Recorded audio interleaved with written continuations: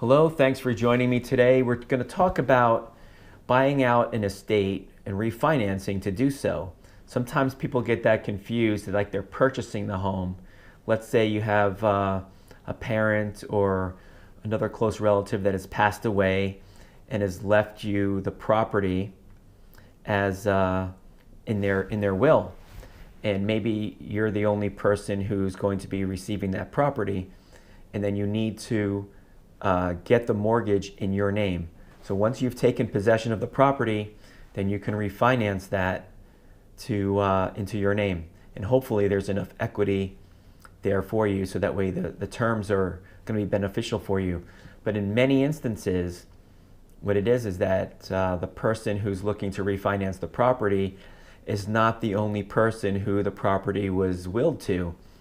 In some instances, they have others who are involved who need to get their cut or their portion of the equity, and you're refinancing to not only get the mortgage in your name, but also cashing out some of that equity to pay off the others, right? And so what the mistake is that some lenders make is they think that it is a cash out refinance, and in reality it is not. It is a refinance, because you're not cashing out the equity to keep that money for yourself. You're paying off what is considered to be debts or liens, even though there may not be actual liens against the property. So the amount owed on the property now, because of the estate settlement, is, let's say, again, I always use the $200,000 home value as the example.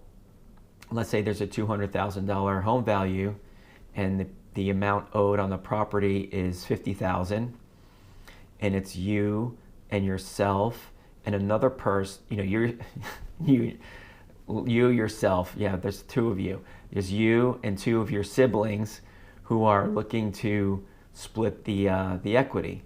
So now you're going to have to refinance a much larger amount to give them their share of the $150,000 difference, right? That would be $50,000 for your brother, and another $50,000 for your sister. Now you need a new loan amount of $150,000. Okay, so the $150,000 would pay off the $50,000 owed on the original or existing mortgage. Another $50,000 that would go to one sibling at closing, and the other $50,000 that would go to the third sibling.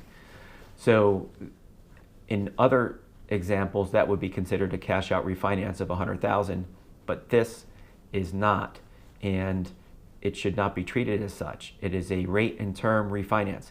Even if you need to bump really close to your value of the property, let's say you were looking to get $190,000 out total, and it's worth $200,000.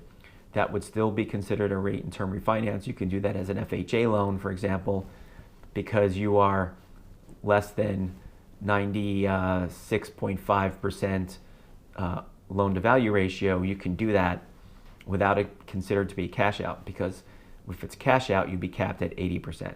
This is not a cash out. It's a rate and term refinance when you're buying out others, when you are during an estate buyout situation. Hopefully that makes sense, and we can help you to qualify for this. Just visit us down below at Dream Home Financing, and follow the link to the article on this topic in the first pinned comments, and also the description. I hope this video helped you. Please hit that like button if it did. It helps the Google algorithm for us, and we look forward to speaking with you soon. Thank you so much, and we will talk to you next time.